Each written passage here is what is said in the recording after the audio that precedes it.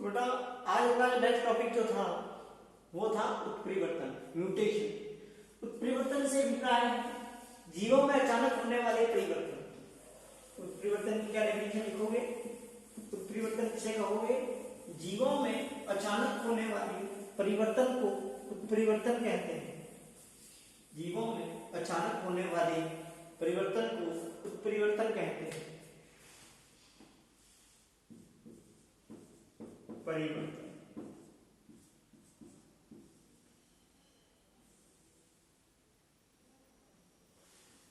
उत्परिवर्तन किसे कहेंगे?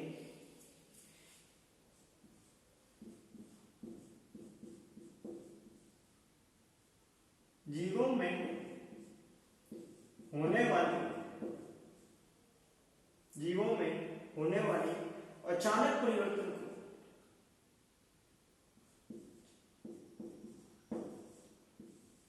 जीवों में होने वाले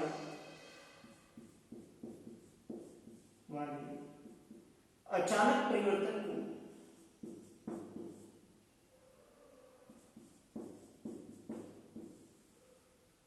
को उत्परिवर्तन कहते हैं।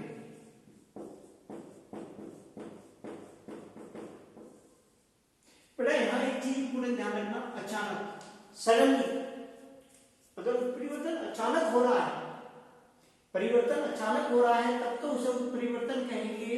और अगर परिवर्तन क्रमबद्ध होता है, निरंतर होता है, तो उसे हम विभिन्नताएं कहेंगे, वेरिएशन कहते हैं। ठीक है, तो जीवों में होने वाले अचानक परिवर्तन को क्या कहेंगे? उत्परिवर्तन कहते हैं।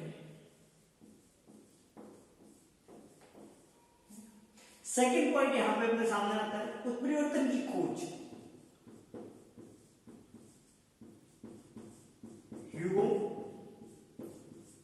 डिव्रीज नामक वैज्ञानिक थे। ह्यूगो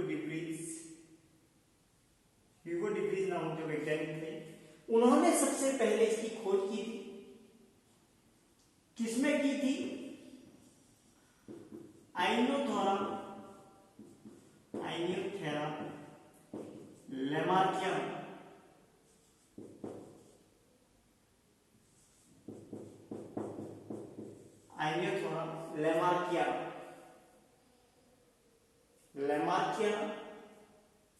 आइनोथेरा लैमार्कियाना पर इसकी खोज की थी इन्होंने। सबसे पहले इसकी खोज ह्यूगो डिव्रीज ने की थी आइनोथेरा लैमार्कियाना प्लांट पर।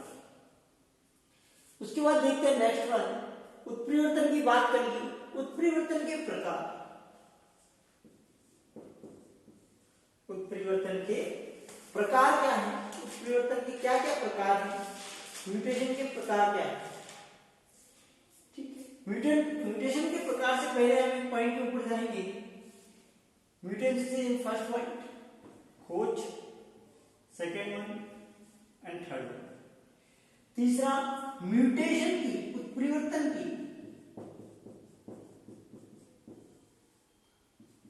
की सबसे छोटी इकाई जो है, यूनिट जो है, म्यूटॉन कहलाती है। क्या कहलाती है? म्यूटॉन। और म्यूटॉन शब्द जो है वो इसके अंग्रेजी वर्ड से आया है, म्यूटेशन से।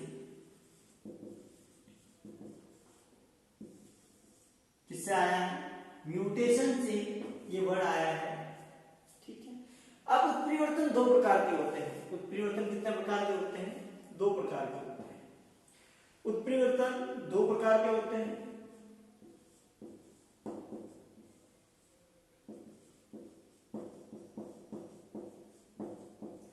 पहला है संख्यात्मक,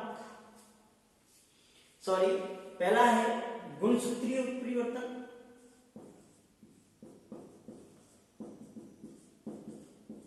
गुणसूत्रीय उत्परिवर्तन,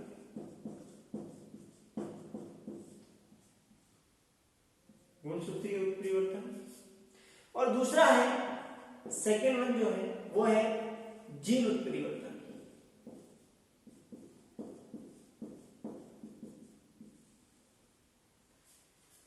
दूसरा कौन सा है? जीन उत्परिवर्तन। ठीक है, यहां तक हमने बात समझ ली गई। म्यूटेंट सब कैसे आया है? सबसे छोटी इकाई जो है वो कैसे आएगी। अब हम बात करते हैं इसके प्रकार की।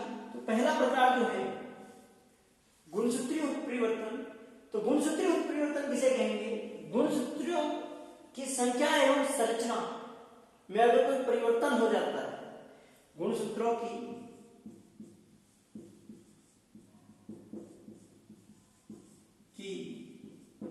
संख्या एवं संरचना में होने वाले उत्परिवर्तन को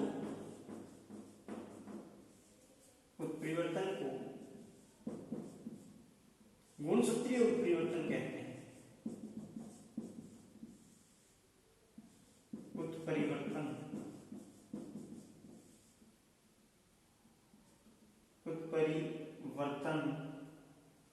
उत्परिवर्तन कहते हैं।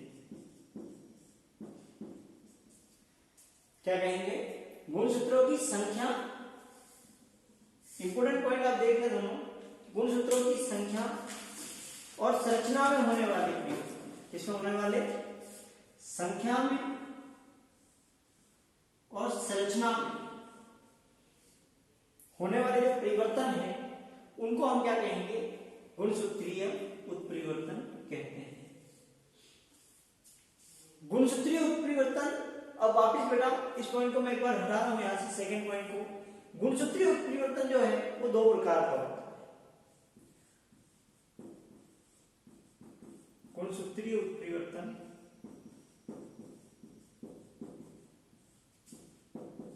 दो प्रकार का होता है। किस बेस पे? संख्या में अगर उत्परिवर्तन हो रहा है तो संख्यात्मक उत्परिवर्तन,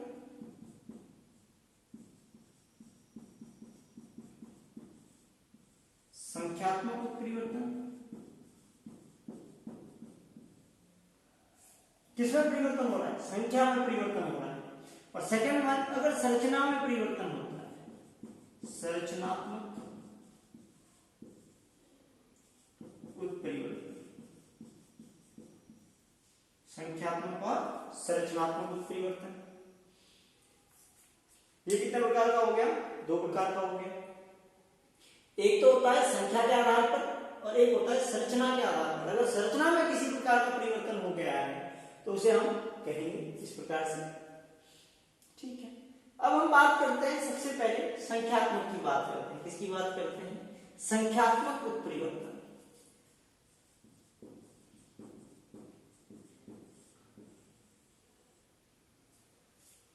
आपने भी डेफिनेशन तो लिख ली होगी, देखिए वापिस एक बार चल रहा हूं उसको।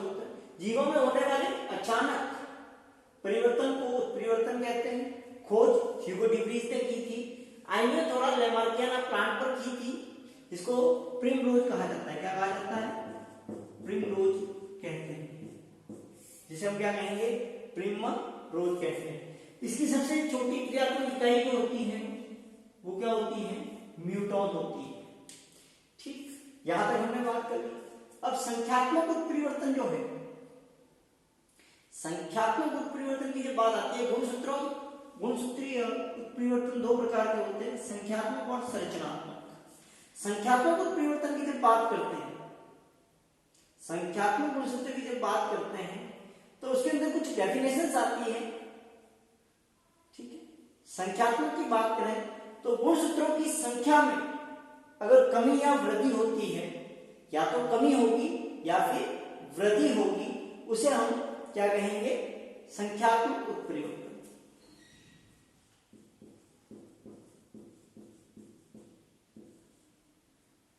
संख्यात्मक उत्परिवर्तन, उसे हम कहेंगे संख्यात्मक उत्परिवर्तन। तो गुणसूत्रों की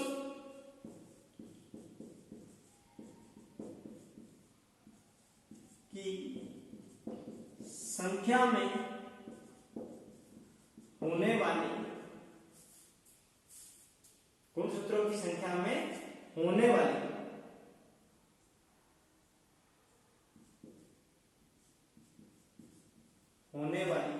कमी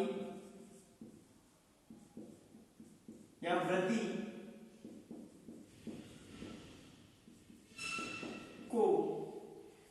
गुणसूत्रों की संख्या में अगर वृद्धि होती है या कमी होती है तो उसे हम क्या कहेंगे? संख्यात्मक उत्परिवर्तन। वृद्धि को संख्यात्मक उत्परिवर्तन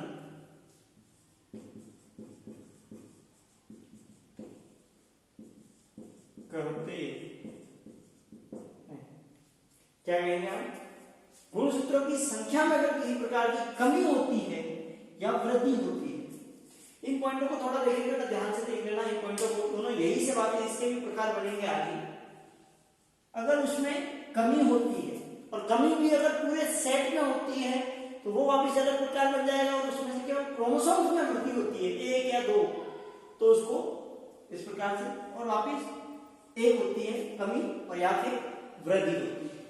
तो संख्यात्मक उत्परिवर्तन की जब बात करते हैं तो ये दो प्रकार का होता है। कितने प्रकार का होता है? दो प्रकार का। पहला है अगुणितता। पहला जो है वो है अगुणितता।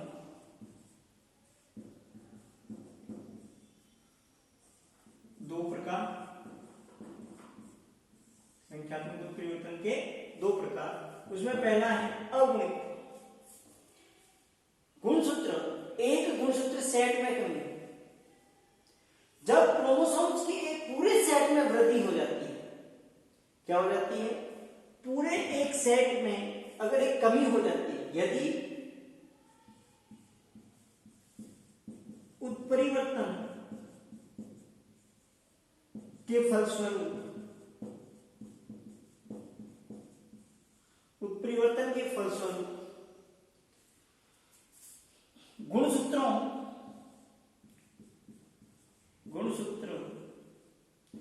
के एक पूर्ण सेट में,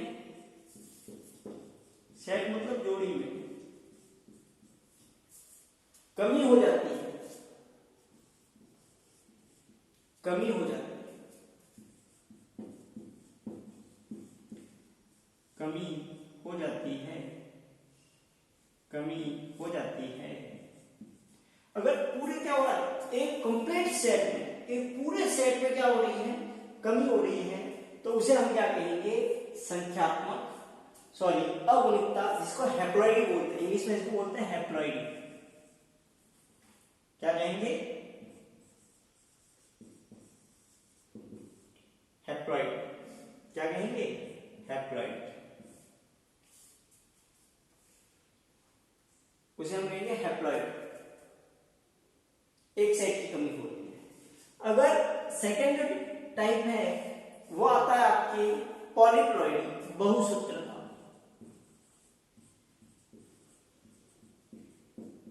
बहुसूत्रता सेम डेफिनेशन है, एक से अधिक गुणसूत्रों के एक जोड़े में कमी होती है। यहां पर बहुसूत्रता मतलब वृद्धि होती है। गुणसूत्रों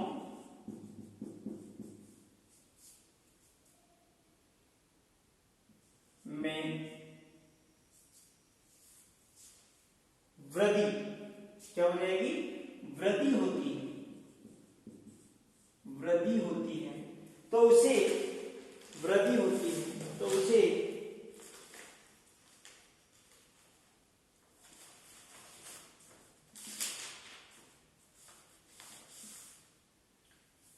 एक या एक से अधिक सेट में क्या हो जाती है? गुणसूत्रों में वृद्धि होती है। अब चाहे वो एक हो या फिर एक से अधिक हो,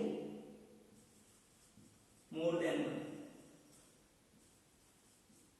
एक हो चाहे एक से अधिक, वन और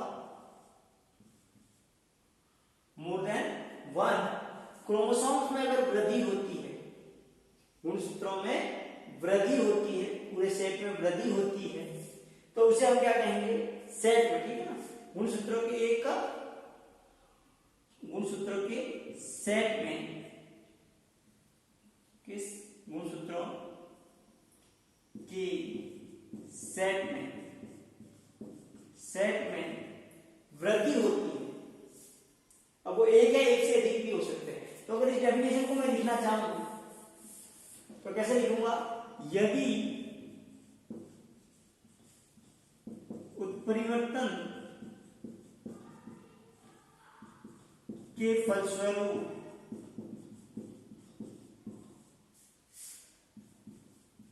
गुणसूत्रों के एक या एक से अधिक सेट में वृद्धि हो जाती है। या तो एक में सेट में होंगी या एक से अधिक सेट में अगर वृद्धि होती है तो उसको पॉलीप्लॉइडी बोलते हैं। क्या बोलते हैं? पॉलीप्लॉइडी। पॉलीप्लॉइडी क्या कहेंगे? पॉलीप्लॉइडी कहते हैं। तो उसे हम कहेंगे पॉलीप्लॉइडी। उसे हम क्या कहेंगे? पॉलीप्लॉइडी कहते हैं। ठीक है, उसे हम क्या कहेंगे? पॉलीप्लॉइडी कहते हैं। ठीक है, यहां तक की बात अपने दिमाग में पहुंचती है कि हाँ, सबसे पहले हमने कहा उत्परिवर्तन दो प्रकार के होते हैं, गुणसूत्रीय उत्परिवर्तन। गुणसूत्रीय उत्परिवर्तन में गुणसूत्रों की संख्या है उसकी संरचना में होने वाले परिवर्तन को हम गुणसूत्रीय उत्परिवर्तन कहते हैं। गुणसूत्रीय उत्परिवर्तन वापिस दो प्रकार के होते हैं, संख्यात्मक और संरचनात्मक। जैसा कि हमने यहाँ पर अभी कहा था, संख्यात्मक और संरचनात्मक हमने कहा था दो प्रकार के होते हैं। संख्यात्मक और संरचनात्मक दो प्रकार के होते हैं। सबसे पहले हमने कहा संख्यात्मक उत्परिवर्तन। गुणसूत्रों की संख्या में होने वाली कमी या वृद्धि को संख्यात्मक उत्परिवर्तन कहते हैं। किसके द्वारा होगी वृद्धि? उत्परिवर्तन के फलस्वरूप। किसके द्वारा? गुणसूत्रों की संख्या में उत्परिवर्तन के फलस्वरूप, उत्परिवर्तन के फलस्वरूप होने वाली वृद्धि को। आप इसमें और पॉइंट जोड़ सकते हैं।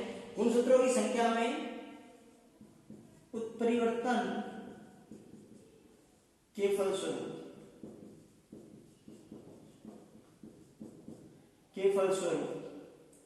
गुणसूत्रों की संख्या में उत्परिवर्तन के फलस्वरूप होने वाली वृद्धि।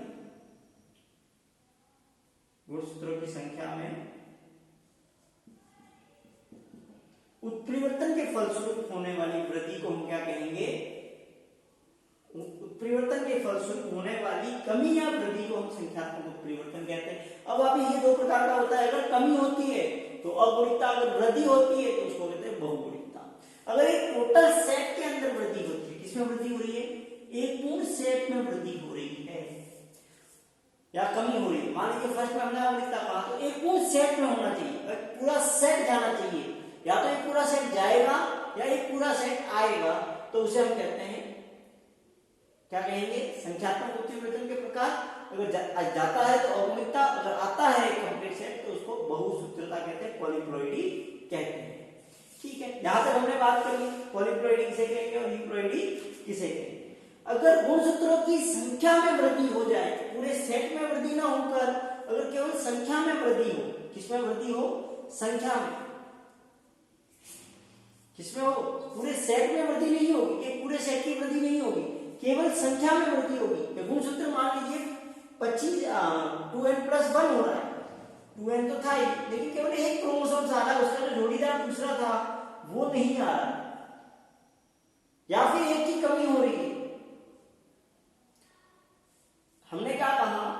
हो तो रही है, लेकिन दूसरा टाइप अगर मैं इससे बात करूं, दूसरे के फॉर्मेट में जाऊं, अगर सेट में केवल एक क्रोमोसोम्स की वृद्धि या कमी होती है तो वो वापस अलग फॉर्मेट में चला जाता है। अगर वृद्धि होती है तो पॉलीसोमी और कमी होती है तो हेप्लोप्लॉइड। अगर वृद्धि होगी तो 2n+1, 2n+2, ठीक है। अगर वृद्धि होती है तो 2n+1 और 2n+। यहां पर अगर मैं बात करूं, यहां पर इसको भी यहां से थोड़ा हटा हूं, तो मैं अगर बात करूं इस पॉइंट के ऊपर जाऊं, तो हमने कहा यहां तक तो हमने कहते एक सेट के अंदर, किसके अंदर? के पूरा सेट। हमने यहां तक कोई बात की है वो सेट की है पूरी। लेकिन अगर कहूं कि सेट के केवल एक या दो गुणसूत्रों की संख्या में वृद्धि होगी। अब देखो ना, सेट के गुणसूत्र नहीं होंगे, वो अलग अलग भी हो सकते हैं, वो अलग अलग सेट के भी हो सकते हैं, ठीक है ना। सेट में 2 होते हैं तो 2 की अगर वृद्धि हो रही है तो सेट में वृद्धि हो रही है। सेट में वृद्धि होने का मतलब किसी अलग अलग सेट के अंदर, सेम सेट के अंदर नहीं। मान लीजिए ये दो एक सेट था, इसमें 1 की वृद्धि हो गई और इसमें 1 की वृद्धि हो गई, तो दोनों अलग अलग सेट में वृद्धि हुई है। या फिर इसमें 1 की कमी हो गई और इसमें भी 1 की कमी हो गई, तो ये अलग अलग सेट में वृद्धि या कमी हुई है। एक सेट में केवल एक या 2 गुणसूत्रों की वृद्धि,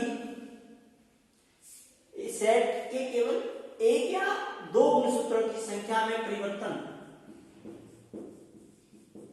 केवल किसमें परिवर्तन हो रहा है, किसमें परिवर्तन हो रहा है, गुणसूत्रों की 1 या 2 गुणसूत्रों की संख्या में परिवर्तन हो रहा है, ना कि सेट में परिवर्तन हो रहा है।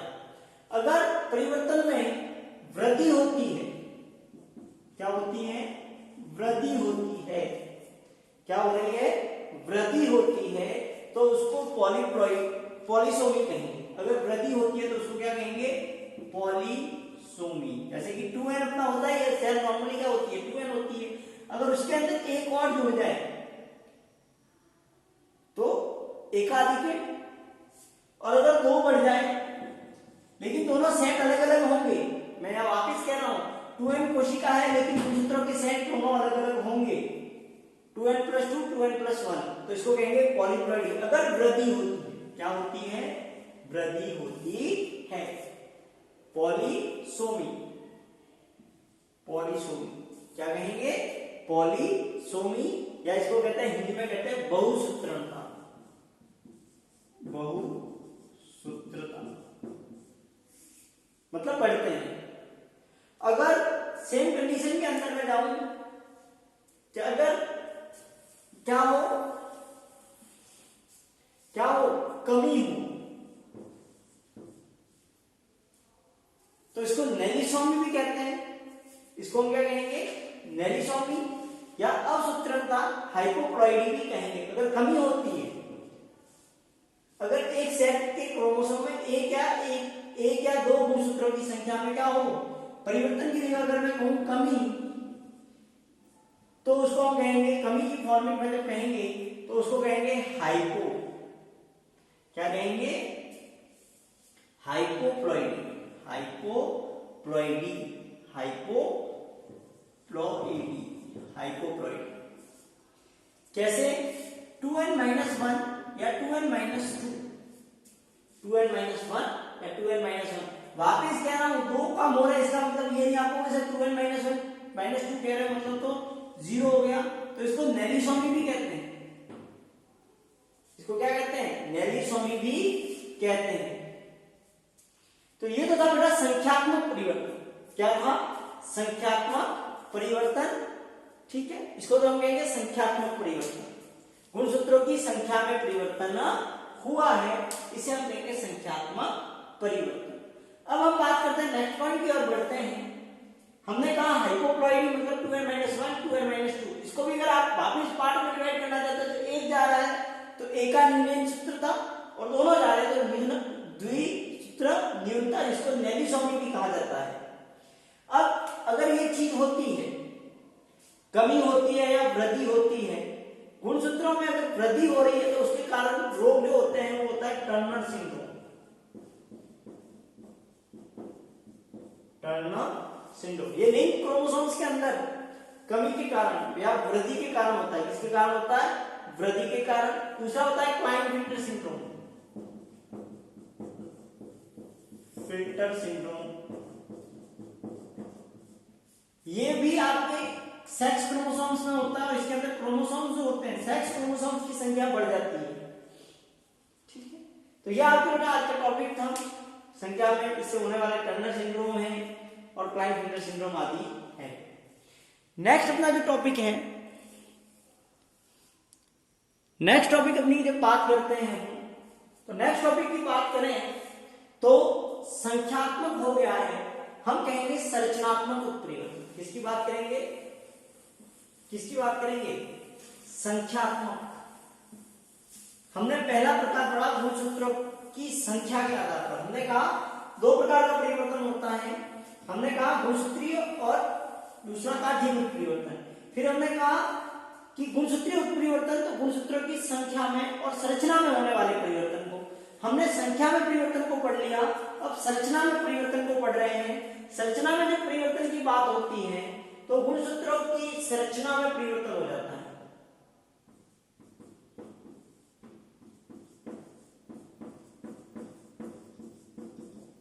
किसमें परिवर्तन होता है? संरचना में परिवर्तन होता है। और संरचना के में परिवर्तन के फलस्वरूप किसमें परिवर्तन हुआ? संरचना में परिवर्तन के फलस्वरूप निम्नलिखित घटनाएं सामने आती है, जैसे कि निम्नलिखित प्रकार में कह सकते हैं अल्पता। उसकी संरचना में से कुछ भाग जो है, गुणसूत्र का कुछ भाग जो है उसकी कमी हो जाती है, डेफिशिएंसी हो जाती है। कि मान लीजिए कोई क्रोमोसोम्स था, उसका कुछ भाग गायब हो गया, लुप्त हो गया, कुछ भाग जो था वो लुप्त हो गया, तो इसको कहते हैं अल्पता, मतलब कमी होगी। सीधी सी बात है, अगर क्रोमोसोम्स का इतना भाग चला जाएगा तो यहाँ पर जो जीन विद्यमान थे वो भी तो चले जाएंगे, तो उनमें क्या हो जाएगी? अल्पता हो जाएगी। तो फर्स्ट टाइप जो अगर मैं कहूं संरचनात्मक परिवर्तन का, तो वो होता है अल्पता। सेकेंड पॉइंट की तरफ बढ़ूं, सेकेंड पॉइंट की तरफ जाऊं तो दूसरा होता है गुणन, मल्टीप्लेक्शन। यहां पर तो कमी हुई थी, लेकिन यहां क्या हो गया? मल्टीपल हो गया। जितना क्रोमोसोम्स था, मान लीजिए ये कोई क्रोमोसोम्स था, तो इसमें वृद्धि हो गई। और वृद्धि कैसे हुई? उसमें गुणन हो गया, मल्टीप्लेक्शन हो गया। तो हम किसे कहेंगे? गुणसूत्रों के जीन युक्त एक भाग आकार का जुड़ जाता है, जिसमें स्थित जीनों की संख्या बढ़ जाती है और सामान्यतः एक जोड़ी जीनों में उनके बीच में उपस्थित होता। तो सेकंड हो गया गुणन।